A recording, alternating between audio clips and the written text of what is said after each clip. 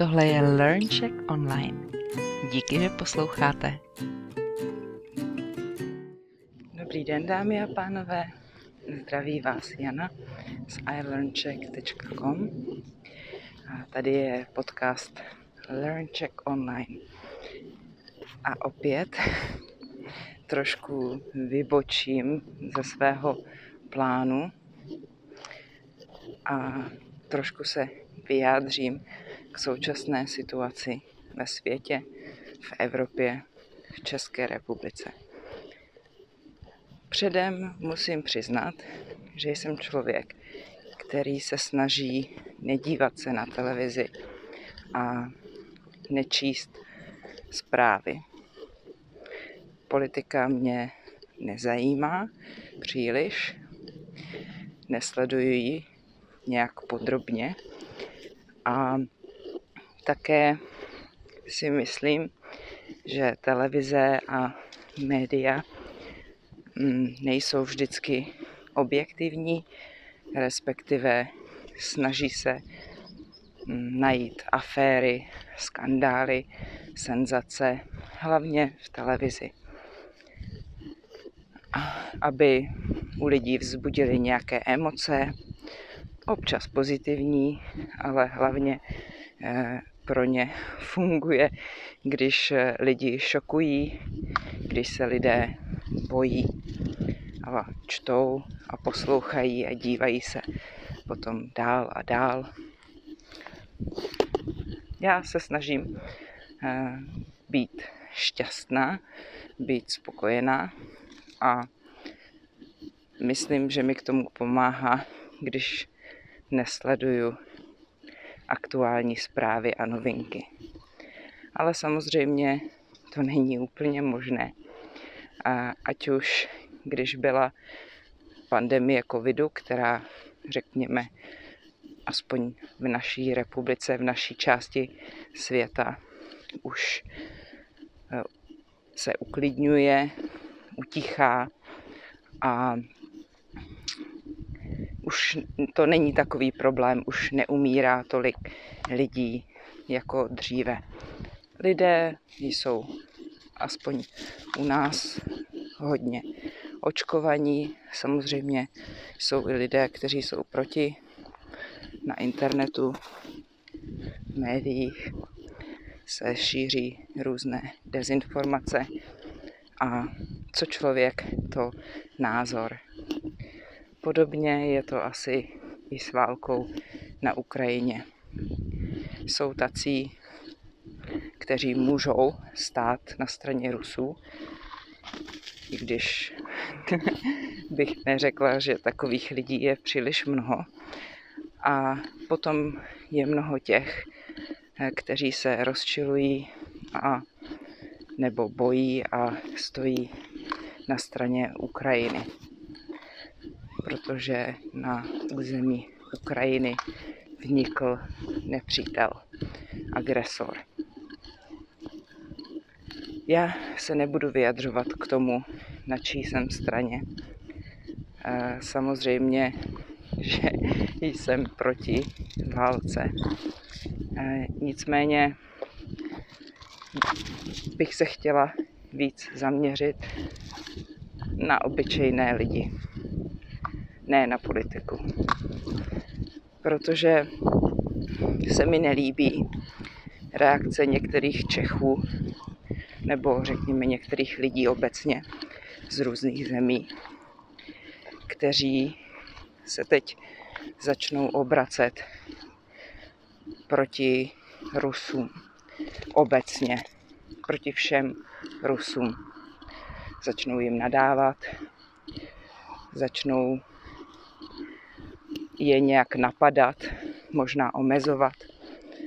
A já si myslím, že to není správné, že to není fér, protože mnoho z těch lidí, které potkáváte za hranicemi a jsou z Ruska, z Ruské federace, jsou ti, kteří z té země odešli právě proto, že je tam taková situace, jaká je. I mnoho lidí, kteří v té té zemi zůstali. Vůbec nemůže za to, co se děje, co dělá vláda nebo prezident nebo lidé, kteří stojí v čele země. Jak jste mohli sami zaregistrovat v předešlých letech, ať už v Bělorusku nebo v Rusku, nejsou právě nejsvobodnější volby, když to řeknu takovým eufemismem. To znamená, že je otázka, kolik lidí, kteří v zemi žijou a můžou mít mnoho důvodů, proč neodešli. Nemůžou si to dovolit.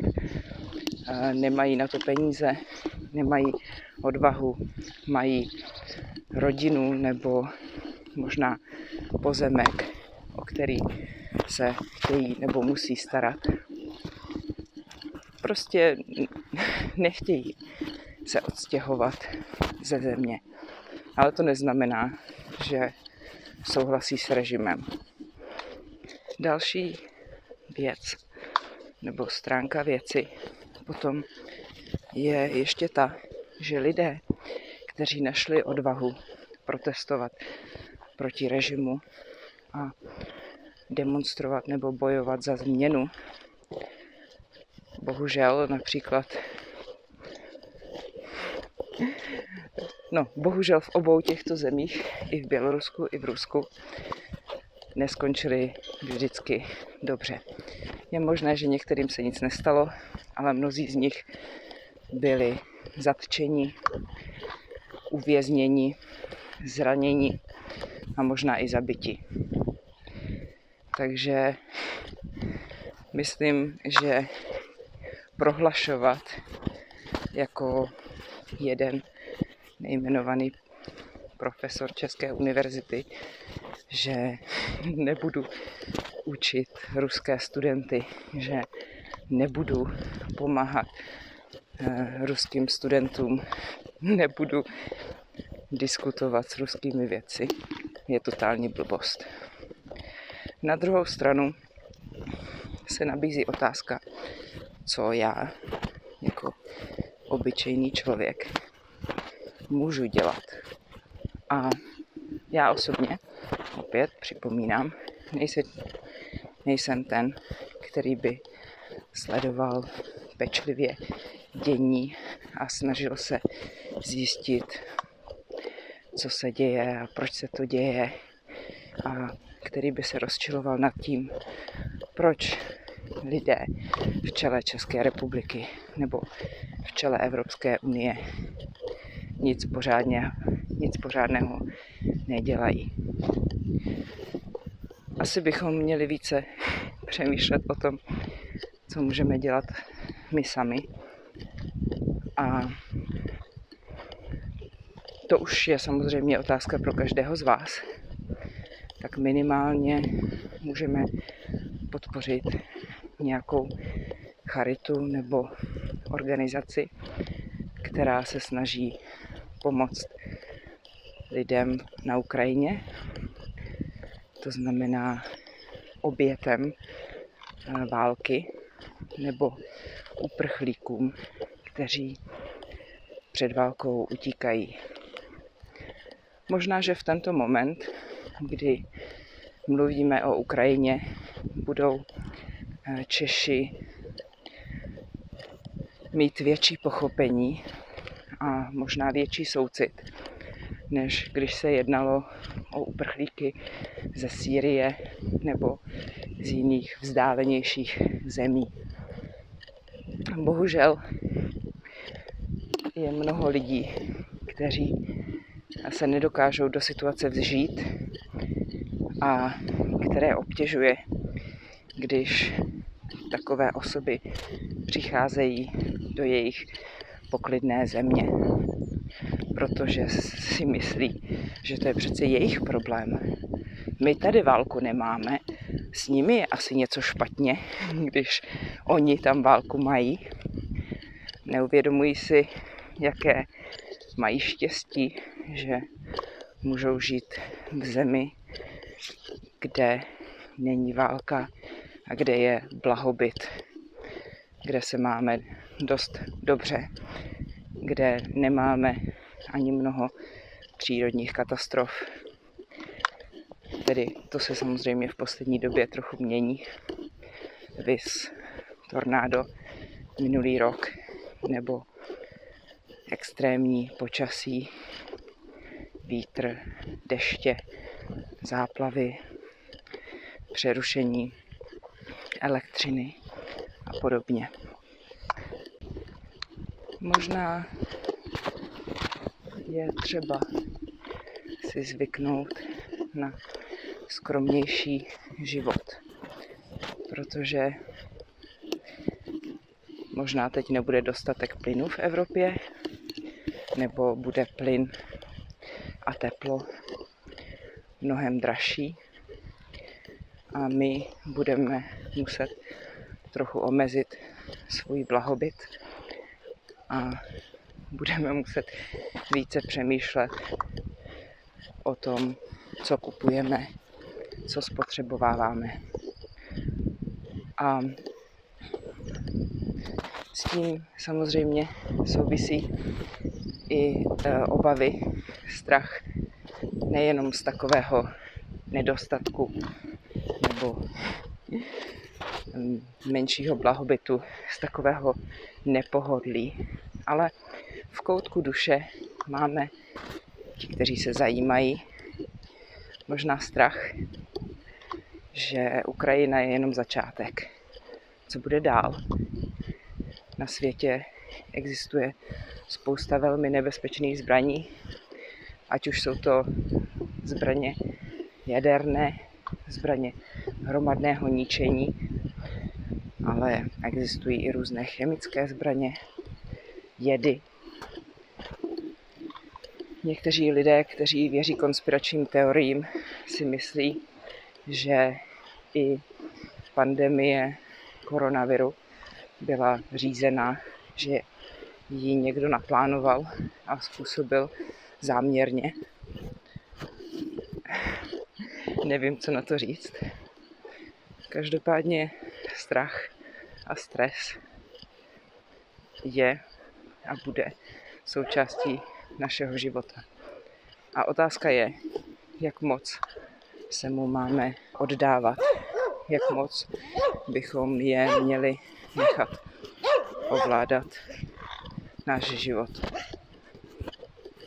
A moje řešení je koncentrovat se na každý den, tak jak probíhá, oceňovat a vážit si těch krásných okamžiků, které zažíváme, které se v našem životě objevují. A můžou to být maličkosti. Můžete ocenit krásný slunečný den. Můžete být vděční za to, že jste zdraví, že máte práci a že vaše rodina je v pořádku.